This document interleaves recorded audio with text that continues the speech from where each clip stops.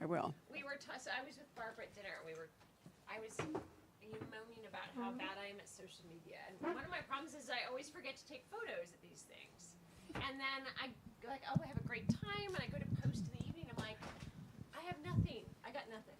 That's all right. Do we have I'll photographers get in you the audience? covered. Right. Yeah. Right. Send me your photos. Wait, Right. Patrick, on. are you live yet? We're good. All right. So I get to do my little spiel then. If I'm a disembodied voice for the camera, too bad. Good evening, everyone. Thank you so much for coming out tonight. Virtual audience, thank you for joining us. We're thrilled to have Beatriz Williams back with us. And tonight, Whitney Clark is with us as her debut as an interviewer, interlocutor. But the good news is she's already written me that she loved the book. So it should at least be civilized, right? Yay. Anyway, I'm just going to quietly sign off here and turn this over to Whitney. Okay. Thank you, guys. How's everybody doing? Good.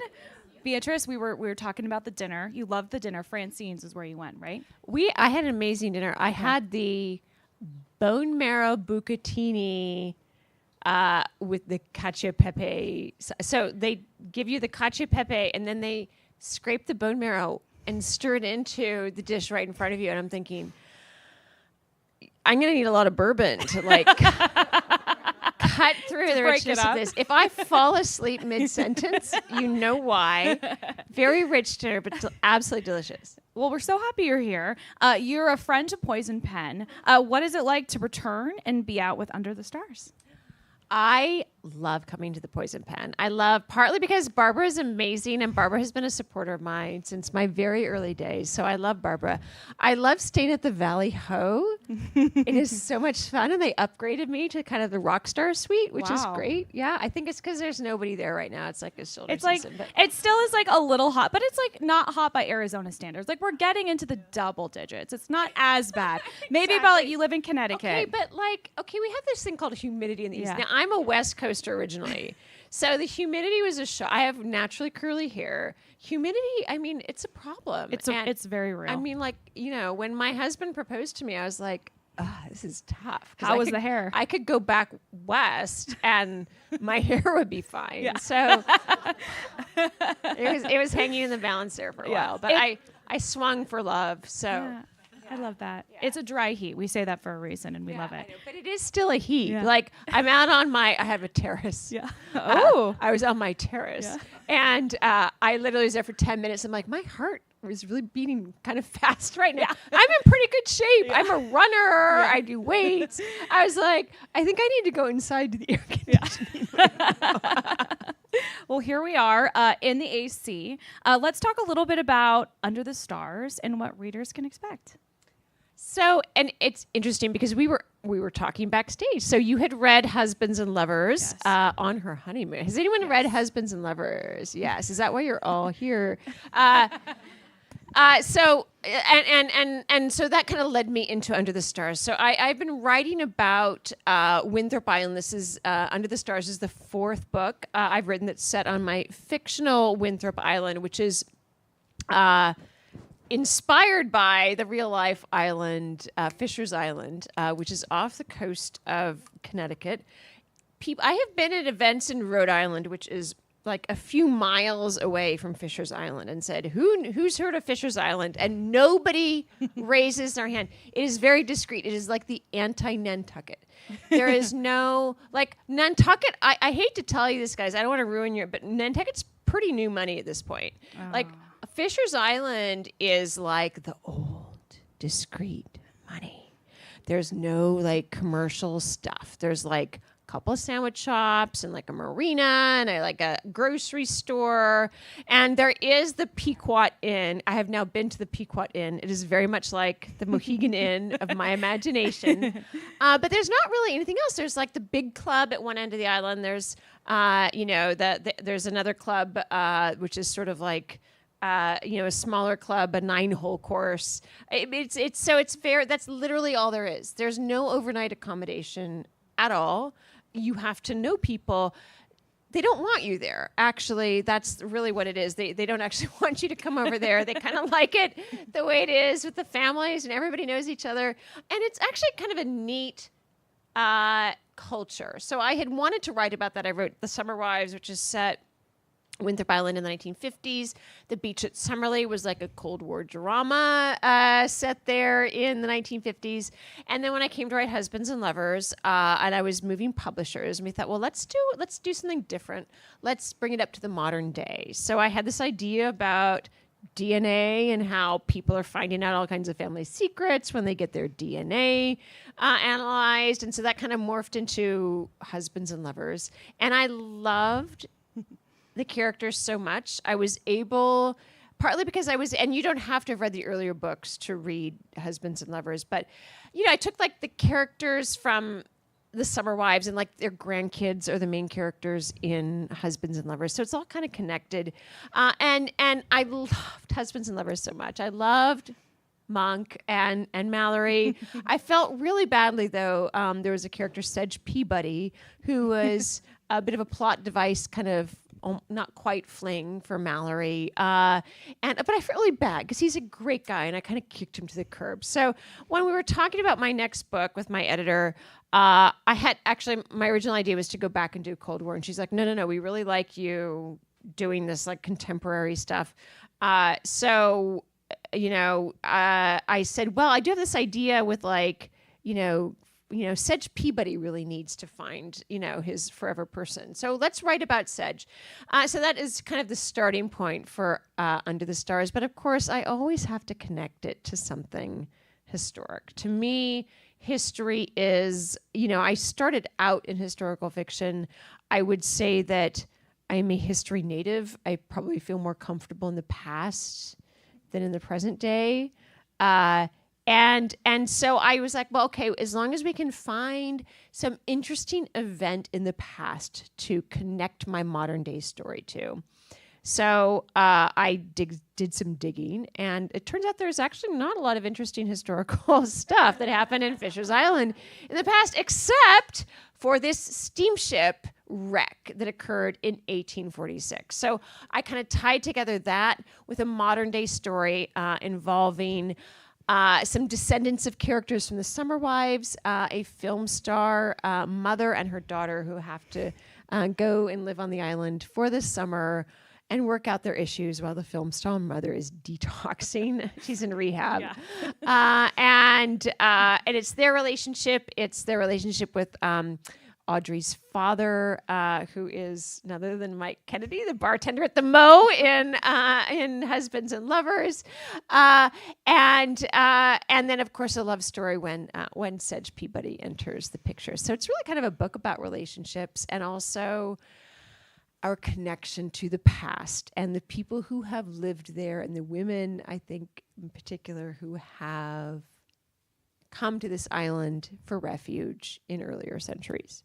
And I love that there's a lot of like love stories. It's not just like one love story, and it's like a love story between two of my favorite characters was Meredith and Audrey. I like their dialogue was so funny. I was laughing at Meredith calls her daughter Honeybee, and I was just imagining her rolling her eyes at her mother saying that. What was it like for you? I know you're a mom, writing the mother and daughter sort of relationship and their dialogue specifically. So it's so funny because I originally thought, well, this is going to be a love story. This is going to be Audrey and Sedge. And then Audrey and her mom are on, this is the very first, so I always write the stuff that happens in the past first. So I had at this point written Providence's story in 1846. So now I start Audrey and Meredith, and we're on the ferry going from, the mainland to Fisher's Island, and they start talking to each other. And this is why I'm a very character-driven writer. So I kind of know, I don't plot out extensively. I know where we're going. I know where this story, where is the natural, just conclusion. I kind of know where that is pretty much. But I need my characters to tell me what their story is. I need to have them on the page, get to know them. It's like having, when you have kids, you're like, you have these dreams of like, my kid is going to be this or that, or going to do this or that. I'm going to guide them to do this or that. And then they arrive and they're their own person. Like, you're not going to change that. You can guide them, shape them a bit, but like they are who they are. And if you try to make them something they aren't, that's when you have real parenting problems, I think. And my characters are who they are. And Audrey and Meredith walk into this boat and drive onto this boat, and like there is this dynamic with them, and I suddenly realized this is a mother-daughter story. And then of course Audrey meets the father that she hasn't seen since she was 3, and all of a sudden it also becomes, you know, a father-daughter story. And I'm juggling all these, and then I realized, wow, Meredith is a really she's got like layers. And I need to find out what happened to Meredith in the past. Why did Meredith leave the island? And everything started connecting, like Providence in the past, Meredith in 1993 when Audrey was conceived, Meredith and Audrey in the present day working on their issues. And I just love it when you just let the characters tell you what the story is, because that's how you get to the best stories. Although I did get someone on my Facebook a couple of days ago who's like, I'm sorry, I just like Meredith is so shallow and boring. And I'm like, are we reading the same? She was so funny. I'm like, so this is the problem. So I'm very show don't tell, but it means that I place a lot of trust on you, the readers, to understand that I'm showing you something, and that you have to figure out what those layers are based on what this person is saying and doing. So I don't know. I feel like I should message her. Maybe you're shallow and boring. Have you thought about that? Have you thought about maybe you're the one? And I love that, as you mentioned, it's present day in the 90s and then the 1800s. And you mentioned something interesting. Do you write, you go back between these different time periods. You write all of the old stuff first and then the 90s and then present day. Okay. Yes. So I have to know what happened in the past in order to understand what's going on in the present day. I need to know how the mystery unfolds. And sometimes I will go right up to the point where what I call the choreography scene, which is like the big climax when all the action happens. And I kind of know how it ends. It's like the fight. Like when I go to a movie with my husband and like there's like this 20-minute fight scene. And I'm like, I'm going to just like go on my Instagram for a while and just, tell me who wins, like it doesn't matter. Like 20 minutes of fighting and it's really nothing's actually happening. We just need to find who wins the fight. That's really all that matters, who wins the fight. So to me, that's a choreography scene. Like I have to kind of, everyone has to move around and I have to do this and that and the other. So sometimes those are very hard for me to write, especially, in the case of this book, this big climax is when the ship wrecks on the rocks off Fisher's Island. And there is I can't make anything up here. There is a historical thing that happened, and I have to keep to those facts in terms of how the ship breaks up and so on. So those are very tough to write, because how do I wrap my fictional character's story around these immutable facts that I cannot change? When I need my character's arc to take a certain shape, but I have to shape it around real things, real facts that I can't change. So I was like, okay, something happens in there, and I know who survives and who doesn't survive and so on, but I'm just going to stop there and now turn back to the easy thing, which is introducing my new characters.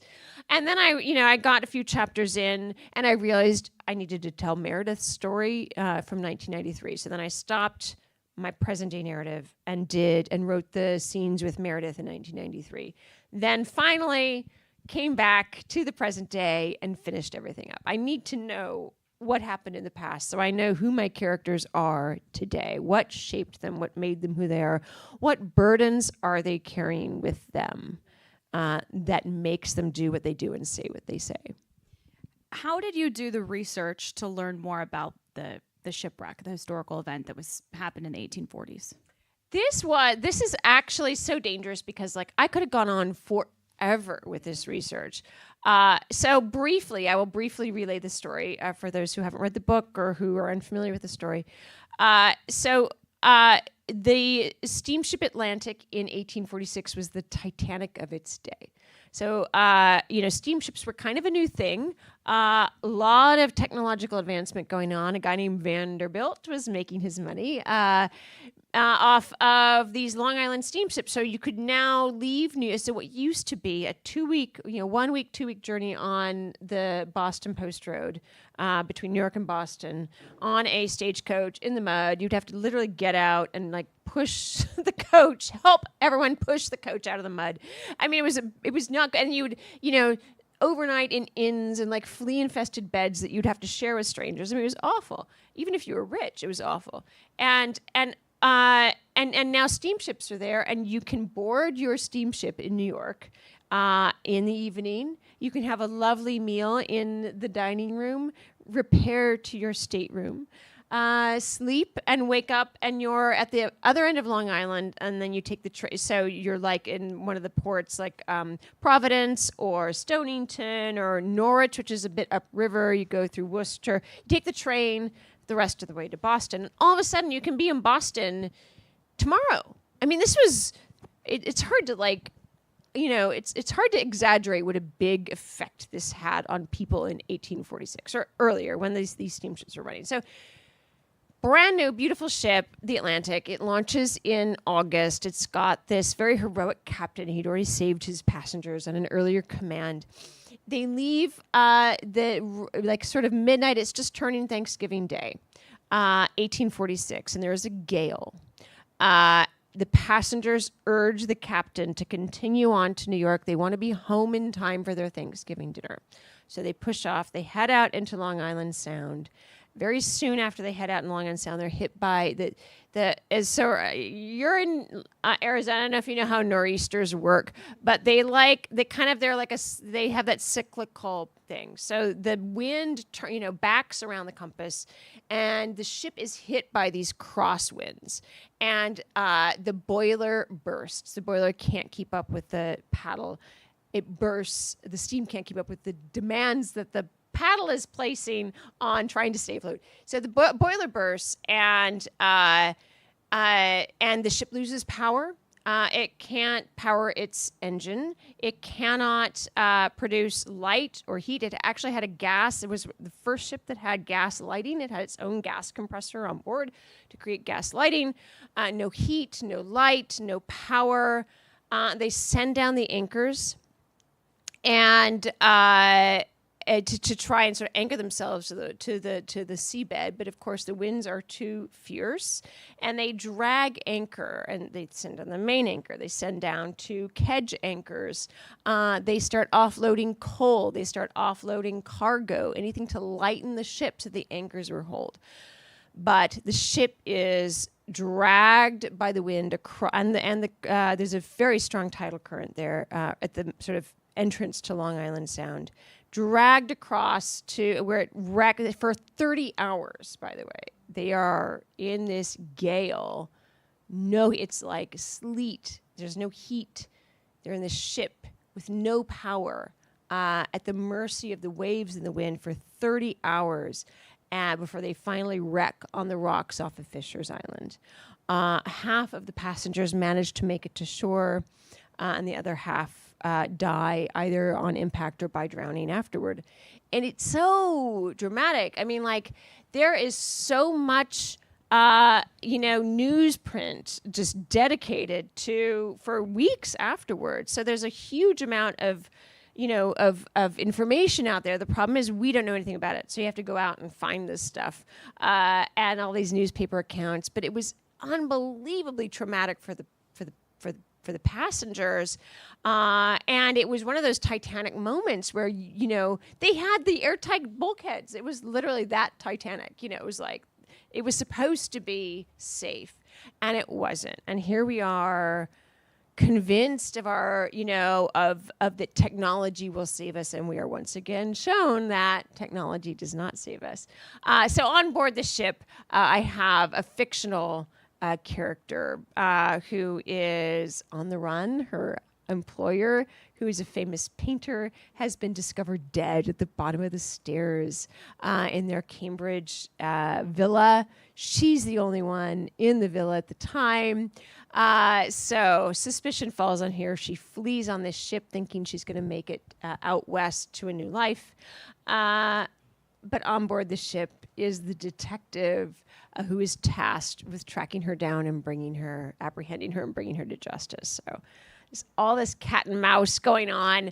But it was really, I think the tricky thing was knowing when to stop doing that research and letting the story take over and my fictional characters and how their story weaves around the facts that are actually, the historical facts taking place. So a lot of like newspaper clippings, old newspaper articles. Yes. There was a recent book. It was a self-published book. And it was extremely useful. It extensively quotes, sometimes without actually saying that it's quoting, these newspaper accounts as well. I mean, he's self-published, so I think he's not quite aware of copyright law and everything, but...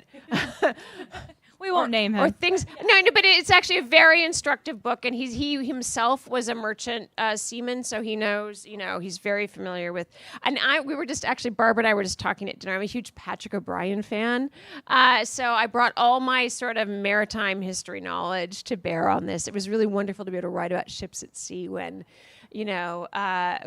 Patrick O'Brien formed such a just really important part of my own, I guess, literary DNA. So that, I loved having that chance to actually write about a maritime, a maritime setting, a maritime incident of my own.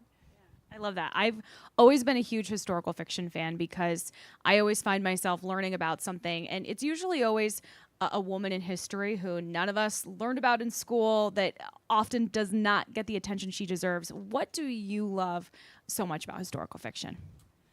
I just love history, and it's interesting. I have not yet sort of written a book that where the main character is an actual person from history. The way I write, I'm very voice driven. I'm very very deep point of view. And that sort of authenticity of voice is just part of my whole process. So for me to say I am Joan of Arc and I am channeling her voice, I just can't do it. I can't authentically say I am writing from Joan of Arc's point of view because it is, to me, unknowable. The way in which I write, the things that, I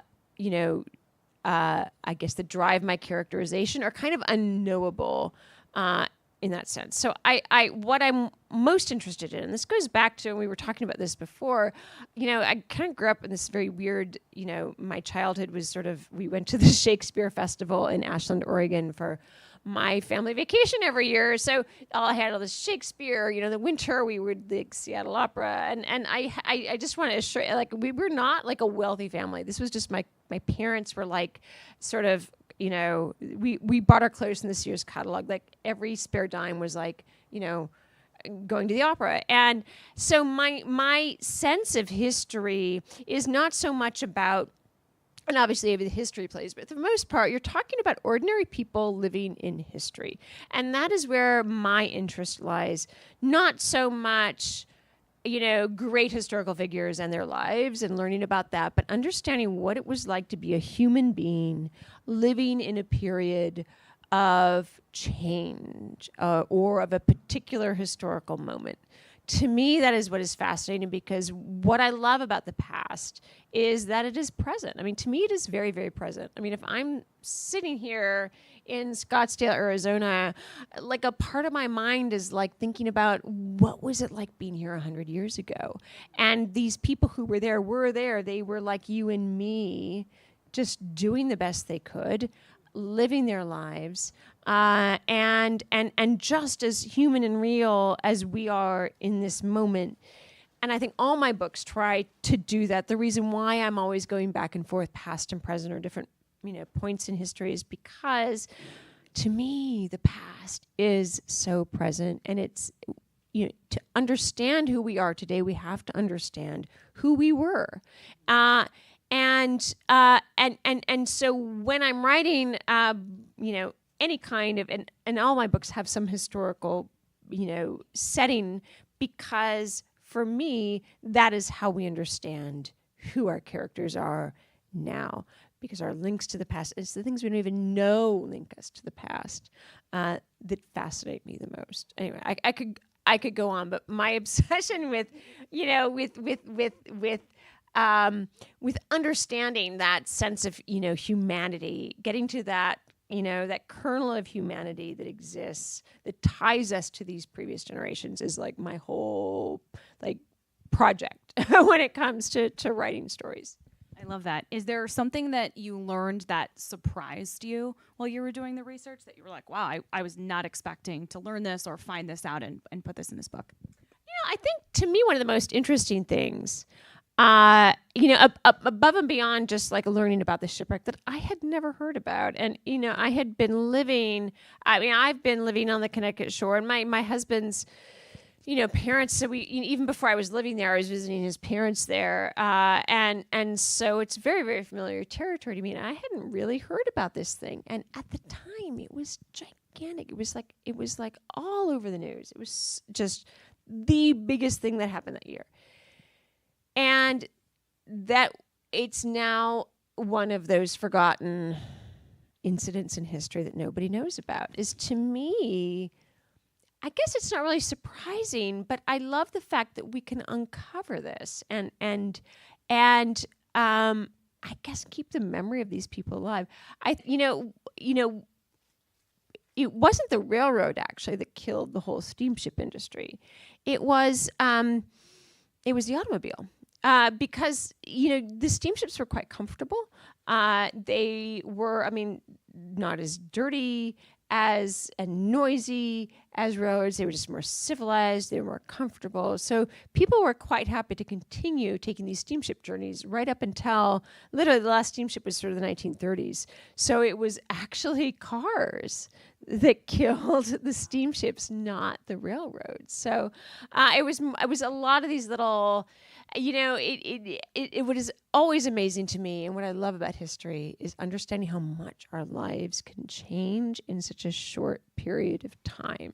One little change, and all of a sudden, our lives are transformed. And I think it's happened with the internet. It could be happening now with AI. It's, what are successive generations going to say about the changes that are taking place right now?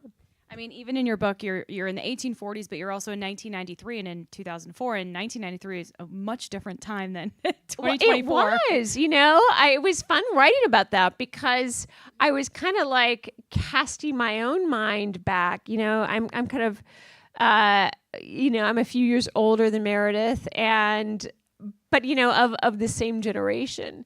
And I was kind of casting my mind back to that before kids were using cell phones. And, when, it was certainly not a more innocent time, and people were it was less public, maybe. Yeah, but there was less, you could keep secrets back then. Now, I think in some ways challenging as a storyteller is it's very hard to create a mystery that's set in the present day because you just Google it. Or you track your person on their iPhone and you can see exactly where they were, there's no mystery left in the modern day, So the nice thing about 1993 was stuff could stay buried and not be found out. And we were still very offline. I remember car phones, remember having the phone, it was an actual phone in the car, having people would roll their eyes oh, car phone, huh? Yeah. You have so many different characters and voices in this book. Is there a character or a voice that you saw yourself in the most, or maybe you had the most fun writing that you want to bring this person back for the next book? So it's interesting. Characters are my thing, and I actually find it easier to write about characters who are not like me. I love writing characters like Meredith, partly because I think for me the fun of characterization lies in this kind of liminal space between, what you might call persona, which is the person that you project to the world, and who you are on the inside. So that gap between persona and person, to me, is really interesting. Because that gray space in between, what is that? Why is it there? What, why do people create these gaps? What are they protecting inside themselves? And to me, that is really interesting, because it is what the burdens that people are carrying, the secrets that they've got inside, the fears, the insecurities, that person they are on the inside versus this person they project to the outside world. The person they try to sometimes to convince themselves that they are.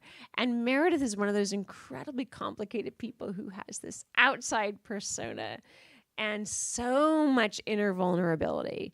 And I loved, the great thing about creating a character like Meredith is because you get to show readers piece by piece why she is the way she is, and her background, her parentage, her relationship to her father, her relationship to her half siblings, and all these things are kind of like revealed bit by bit as you start to dig into Meredith and why she is the way she is. And I don't always know. Like, these things come to me as I'm going along, and there's certain characters that happens where, I'm like, wow, Meredith just she likes to move on, doesn't she? I was realizing she'll just clear out, she'll leave.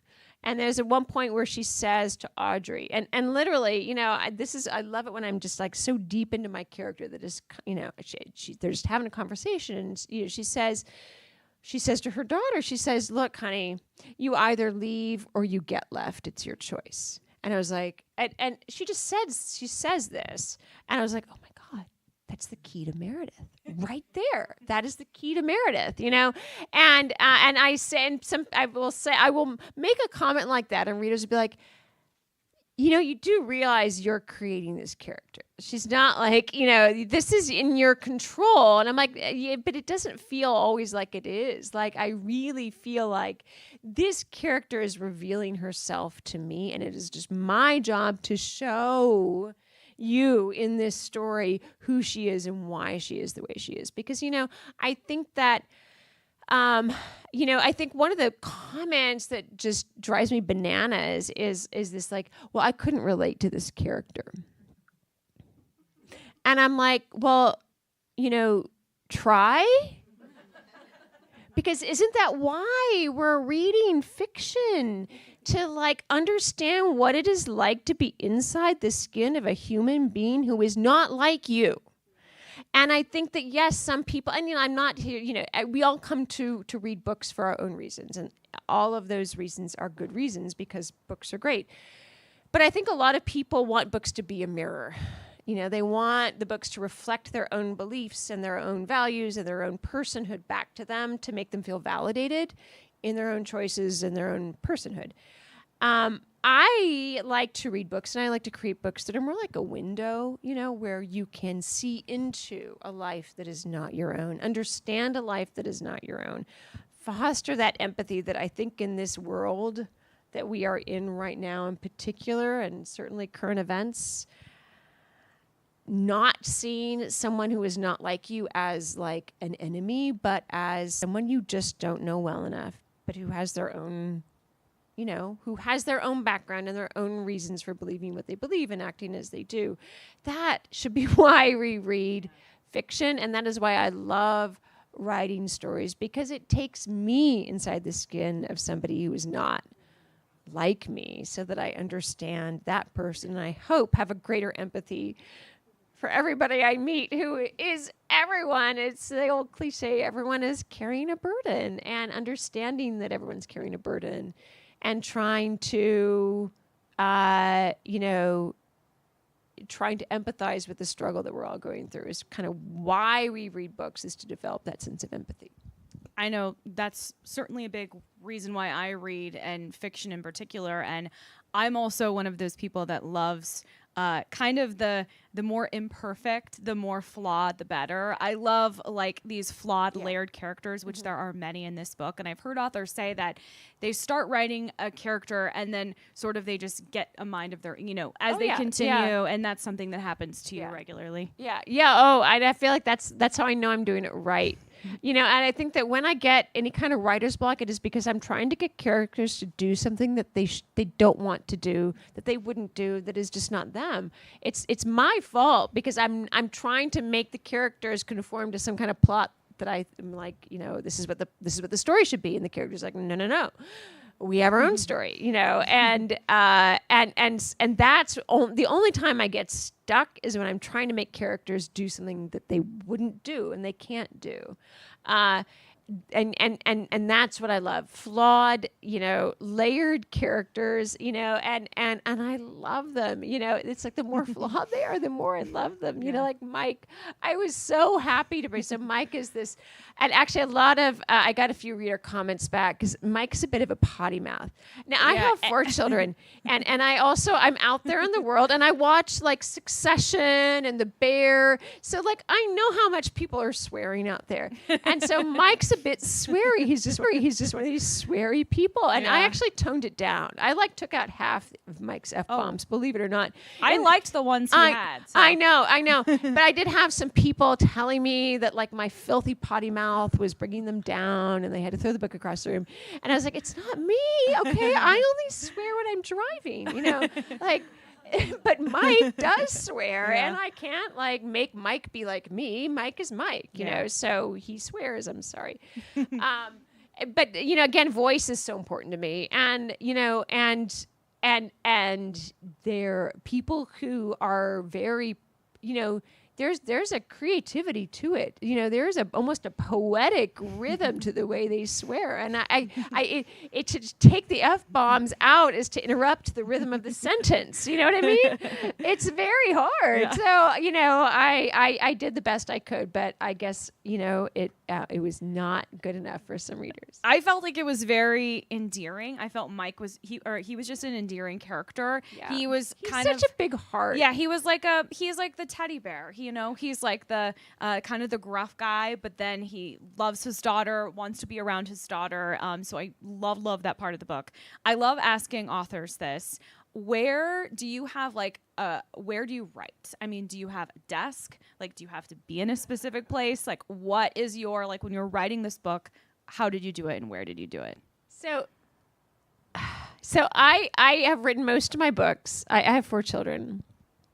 And so, writing space is an issue, and they're now mostly out of the house. My youngest is a senior and she's actually in boarding school. It was her choice. It's a bit like Hogwarts too. Only with horses instead of magic. It's a horsey boarding school in Virginia and it's incredibly expensive. So please buy all the books. But anyway, so I literally anywhere but the house is where I could write. So I would go to the diner or I would go to Starbucks and people like, how can you write? I'm like, because A, it's, believe it or not, less loud and chaotic than my own house. And B, when you're at Starbucks, you can't really go on the Wi-Fi and online shop.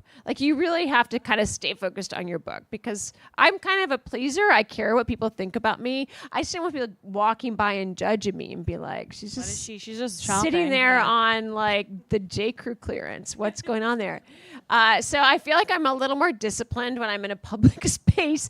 If I get stuck, I can't take the easy way out. I have to stay focused. But now I'm a little more out in the country and my children are grown, so I am staying more at home writing. So, I try to go I find outdoors is very productive for me. I don't know whether it's just nature and all those, happy, the dopamine of just being in nature or whatever. But I find that being outside really helps. Generally, though, the best place to write is the place where people cannot find me. And where I can leave my phone in another zip code if possible, because the phone is a tremendous distraction as well. So it's definitely, I do not have a one place where I think if I move around a lot, it helps me. Often if I'm stuck, if I just get up and walk around, it helps. folding the laundry, going out running, all these things like foster the creative process for me so that when I sit down, I am ready to write. And how many edits did you go through? You know what I mean? From what we're reading now, from the initial stages, kind of how long did that take? So I tend, when I turn, I'm a kind of a perfectionist. So when I turn it in, it's as close to as good as I can make it. So the changes at that point were my editor saying, can we take out some of the F-bombs? And me saying, but that interrupts the rhythm of the sentence. Mike, that's what I was saying. Yeah. But Mike, but other things, you know, I mean, I think there, you know, she wanted, you know, just the little things fleshing this out and so on. And so we did that. You know, I think all of the major structural issues and character issues, I tend to work out for myself because I know when something's not working, and I don't want to hand it to my editor unless it's at least working. Maybe not working as well as it possibly could, but working. And so yeah, I think the hardest part was actually the historical part, partly because it was a bit backwards to me. I usually start with the characters and then get to the plot. And in this case, I was like, okay, I need to find a historical incident. And I found this shipwreck. And then suddenly I had to find characters to be on that shipwreck. And that was hard for me. Usually I'm like characters. And I'm like, oh, and they're in a shipwreck, you know. And so that was challenging. I actually went through several different scenarios for characters. I needed it to be fictional characters on this ship. I didn't want to... just the nature of the story I was writing, it wasn't going to be. I mean, there are historical people who are peripheral characters, and anyone who is, other than my two main characters, are act and do the things that they are doing in real life.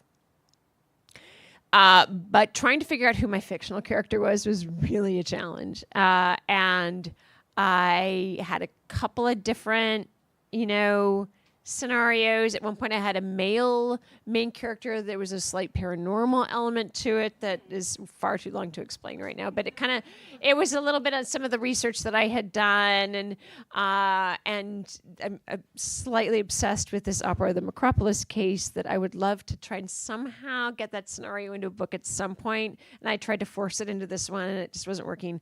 There will be a novel at some point. Barbara knows what I'm talking about, the Macropolis case. Wouldn't that make a great? Yeah. I couldn't make it work on this one.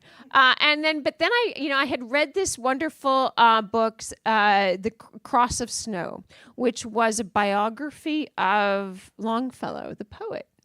And we don't really pay attention to Longfellow because he rhymes and that's not really fashionable anymore. So we forgot all about Longfellow. But he was actually a really interesting guy, interesting life. And reading that book, it was a wonderfully well-written biography. And it took me really back into that world of intellectual Brahmin Boston in the mid-19th century. And that was where I kind of got the germ of the idea for Providence, like a housemaid in the household of a prominent artist in Boston.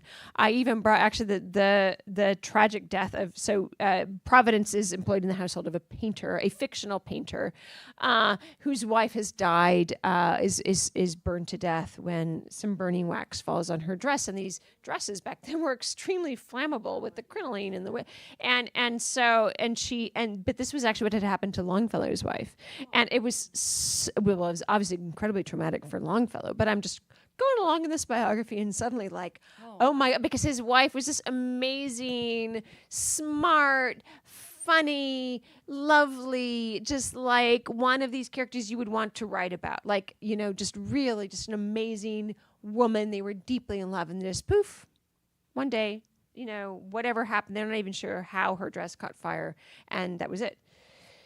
And it was really just traumatic to be reading this biography and suddenly this thing happens that you're like, no, but then I sort of worked that in. I thought, well, maybe this is something I can work into my own character story, which takes place around the same time as all this is going on with Longfellow. So that eventually became, I sort of, as usual, I braided a bunch of different ideas together and finally found Providence, and the connection there. I this idea, both Audrey and Meredith are finding refuge on Winthrop Island in the present day. Providence finds refuge there in 1846. But the other idea, one of the ideas that I really kind of wanted to dig into with this book, what it is like to live under a star. And I mean a film star, an artist, a famous artist. There is a person who is a bright, shining star, and you are underneath that. You're the person who lives with that person. What is that like? I mean, I'm actually more interested in that person than in the actual creative being, because that's a really interesting, how do you develop your own sense of self and your own personhood when this person casts this enormous shadow?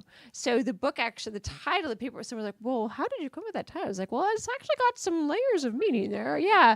So Under the Stars is actually the idea that connects Providence's story. I guess the thematic idea that connects Providence's story. And it's so funny. It seemed to me kind of very clear, but I get everyone I said that to is like, oh I'm my mind God. blown. I did not think there was and another part in the book that had to do with stars. That I won't give without giving spoilers. I won't say what it was. I was thinking that, but that makes total sense, and that's I know amazing. It's so funny. It's kind of blown people away when I explain that in book talks. So I'm like, oh, I guess I should probably put that out there more. Just so maybe in my book club reading guides or something like that. No, I love that. And Meredith is one of the big stars, and she's like this gorgeous Hollywood star. And Audrey kind of always feels like she's living in her shadow, and even feels like she's not as attractive or interesting or anything. How were you able to write as Audrey as well? Because I loved her character as much as I loved Meredith's too. Yeah, because it was supposed to be Audrey's story. Meredith, because she's Meredith, kind of took over a little bit. But it really is Audrey's story. Audrey is my first-person narrator. She is the central character in the book. And it's really about her kind of dealing with just the wreckage that Meredith tends to leave behind her wherever she goes. And, Audrey's the one who's picking things up. And I can if we're talking about relating to characters, I mean, as a person, I probably relate more to Audrey, than to Meredith. And Audrey's a chef. Her whole, I guess the bent of her life is to carve out an identity and a creative purpose that is very separate to what her mother does and who her mother is. But beyond that, food, the one of the fun things with Audrey and Meredith is they don't have they're not very good at communicating. They don't have good words to say to each other, I love you. So to say I love you, Audrey cooks, and that's how she expresses her love and care for people, is by cooking for them and creating these meals and nourishing, that sense of nourishing. And I just get that so much. My father's British, and so we didn't have a lot of I love yous, growing up, and so I really got that about Audrey growing up in this household where you have all this love and you don't know how to channel it or express it, and so that was really kind of what I was bringing into Audrey, and I love the way, and that's why because if I was my starting point was I need to find someone for Sedge, who is worthy of Sedge, but Sedge needs someone to care for too. He's such a great guy, and I think that's why I loved the dynamic between Audrey and Sedge, because Sedge was someone who got that about Audrey, that this is her love language. Cooking is her love language, and she can't say things, but that doesn't necessarily mean she doesn't feel them very deeply. And that's a huge thing between her and her mom. What was your favorite part of writing this book? Wow. I think it was definitely exploring that relationship between Audrey and Meredith. I think, it's funny. I love to sort of, my characters will share memories.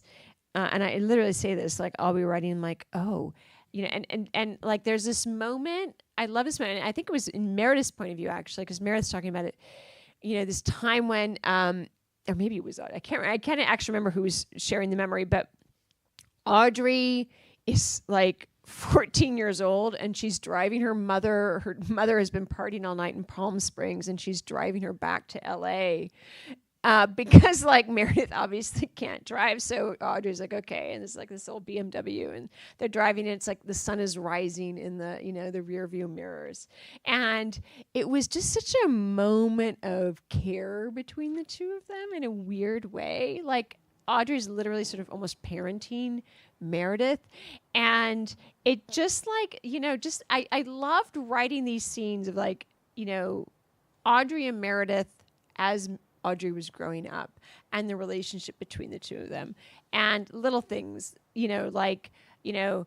Audrey is an anxious child. So Meredith takes her to the pediatrician and she's like, she's anxious. Why is she so anxious? And the doctor's like, well, how is she sleeping at night? And Meredith's like, well, how would I know how she's sleeping at night? That's kind of Mother Meredith is like, she loves Audrey, but like, she's not going to go check on her during the night. Like, right? Ask her in the morning. I know, right? Yeah. So,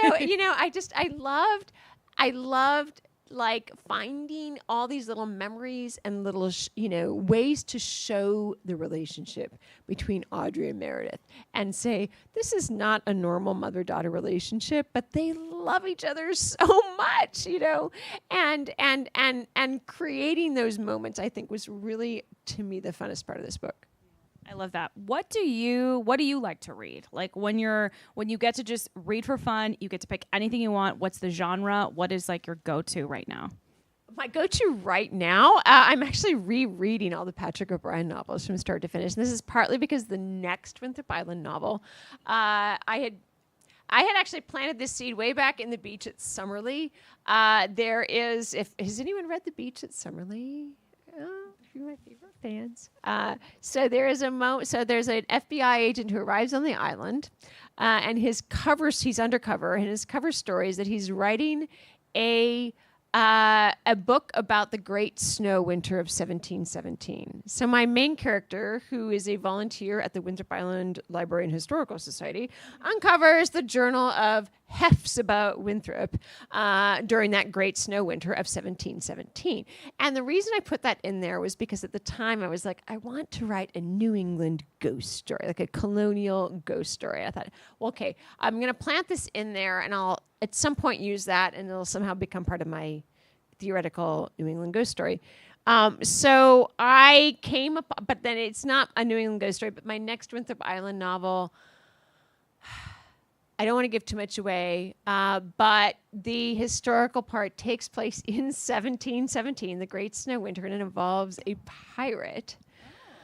And so I was like, well, I need to get back in that mood. So I started rereading Patrick O'Brian, and I was really worried because I started reading in college, chain reading, reread a couple of times. There's a famous photo of me. I'm in like labor and delivery.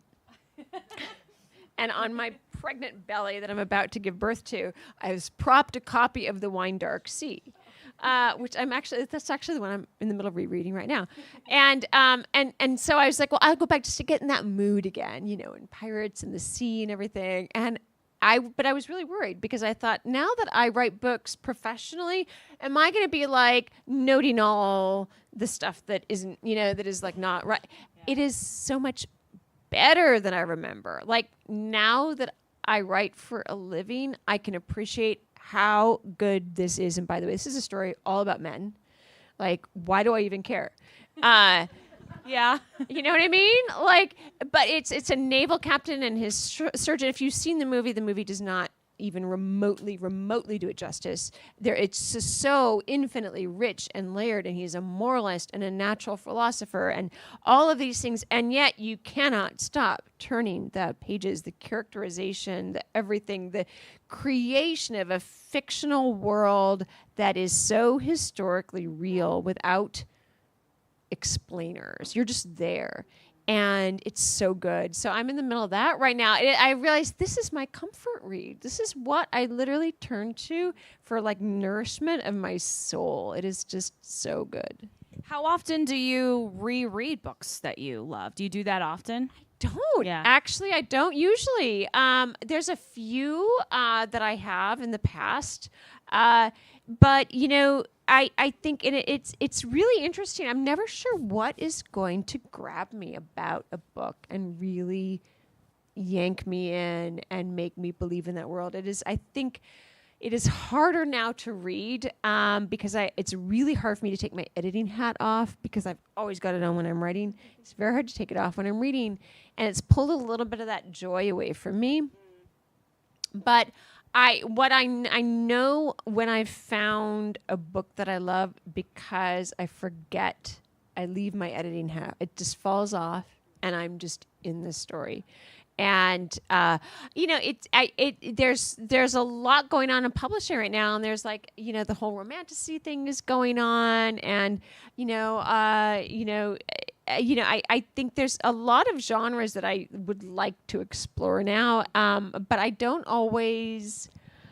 I think there's an interesting thing happening with the rise of these sort of celebrity book clubs and things, where I think a lot of writers are writing specifically to target what, you know, Reese was going to want to pick, or Jenna's going to pick. Popular at the time, or Yeah, so I feel like there's a lot of themes and writing styles that are kind of shaped around getting that book club pick.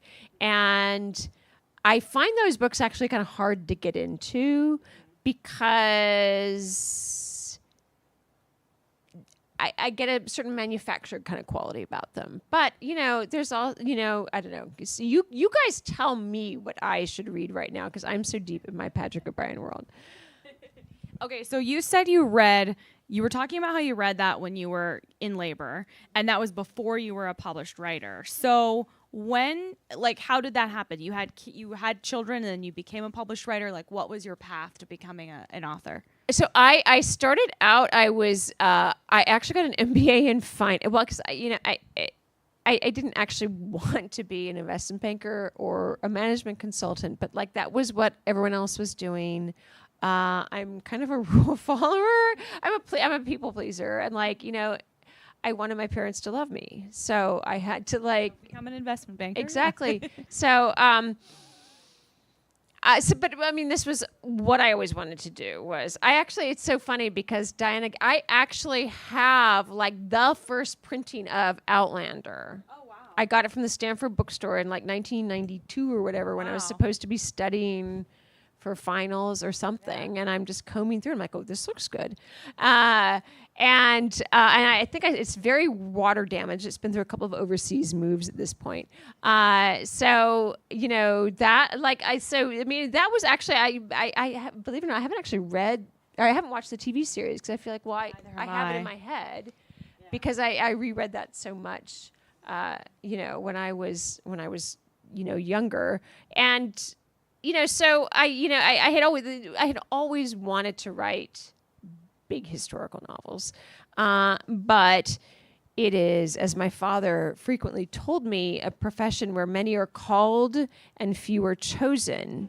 So I thought, well, I don't want to like fail, because that would be horrible, and my parents wouldn't love me anymore. So, so I did this whole career thing, and then I had kids. But what I see when I went on maternity leave with my first child, what my employer didn't know was that I never intended to come back. I was like, okay, I'll just keep having babies until, you know, until I'm so far. And then I was like, you know, now is the time, because guess what? All of a sudden, it didn't matter as much if I failed, because my kids would still love me.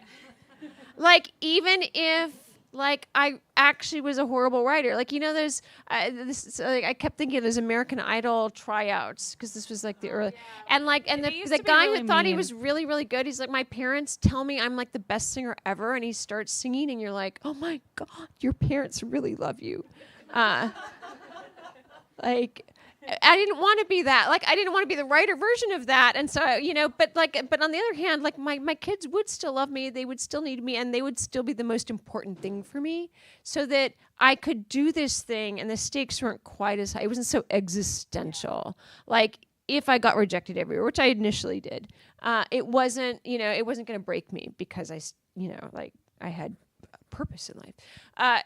So I started going to some conferences and workshops and things, started getting that kind of storytelling tool set. And then I had the idea for, writing had always been my thing. So I feel like, okay, I can write good sentences. But how to recognize the elements of a good story and to tell that story really well such that the reader wants to stay on the page. I kind of needed that I guess, that again, it's like a toolbox. It's just understanding how to tell a good story. And then I had this idea in the middle of a workshop for, and World War I was one of my obsessions, for a First World War infantry officer walking the streets of modern Manhattan. It just popped into my head. And that, long story short, eventually became my book Overseas, which was my first published novel. And, and then I started kind of getting into the more New England thing, what I was writing about this kind of world around me and the historical element of it. And here we are. Here we are. And Under the Stars just came out this summer, but what can you tell us about what you're working on for the next book, which also will be Winthrop? Also Winthrop Island. So I am loving writing these contemporary. I never knew I have this contemporary voice. So I'm writing these contemporary Winthrop Island novels, but always with a connection to the past. And I think we were starting to tell this story, and before we realized, we actually have to go on and talk now. But so when I was at college, I was at Stanford in the early 90s, and I was a manager for the football team. And if anyone knows, football history, this happened to be at the time when Bill Walsh, who was the legendary coach of the 49ers in the 80s, won all the Super Bowls, he came out of retirement to coach the team at Stanford, and some pretty important players came out of that team. John Lynch, who's now in the Hall of Fame, and he's general manager of the Niners himself now. I happened to be there at an incredible time and had just a ringside seat and just got to know all these guys. And I would love to be able to write my tell-all Me Too memoir, but actually they were all like total gentlemen, and it was interesting to me how they could actually be so like nice and like carry your bags for you in real life, and then they go off and like freaking kill each other on the football field, and that was interesting to me, and so I thought, okay, I'm going to write a football, and so I was kind of drawing on that horrible incident that happened in Buffalo a year or two ago, and I thought, well, what if you actually hit a player on the field and he died, and that was my starting point. I have a football player who hits somebody who dies, and so he goes to Winthrop Island as kind of his redemption arc to hide from the world and from the media. He happens to have been college buddies with Sedge Peabody. So he's occupying the caretaker lodge, and there is a girl next door whose father has just died, and he spent his whole life, this estate, crumbling into ruin because he's convinced there is pirate treasure buried on the property. And so we go back to pirate days, 1717, the great snow winter of 1717, and the present day, and also a little bit into 2012 and the backstory of my main couple. So it is Ben. I love these stories where I'm a little bit in love with my leading man, and Ben, I was a little obsessed might be a better word. And so you're going to love Ben. Actually, I need to tell you a little bit about Ben. I was in the throat, like when I get to the end of the book and the characters are so real to me. And I was taking my daughter out shopping. She'd just gotten a new job.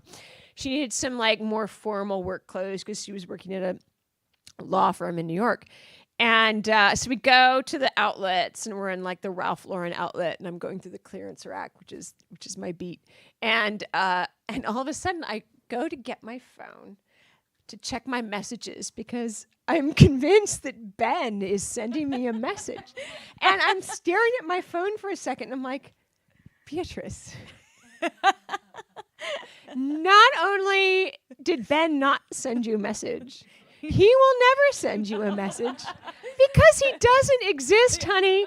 He doesn't actually exist. And can I tell you, my like I was like a teenager. I was like crushed. I was like, no. Still waiting for that text. I know. So that's how real, I'm getting all girly and giggly now, like just thinking about it, because like that is how real the story and the characters were to me at that point, where I was literally expecting a text from one of my characters and was crushed when I realized What did you think never going to happen? What did you think he was going to say? Were you expecting? I don't know. Yeah. I Like wish dinner I tonight. knew. Like exact at the Mo, burgers at the Mo tonight. Maybe I don't know what. I will never know because he wasn't ever texting me because he doesn't exist. But wait for Ben next summer. And is that why? Is it hard for you to?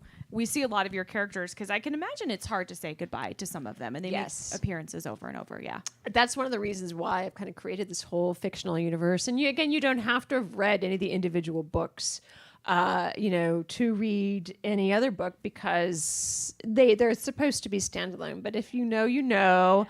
And yes, I think it's very hard for me. And and I write a book a year.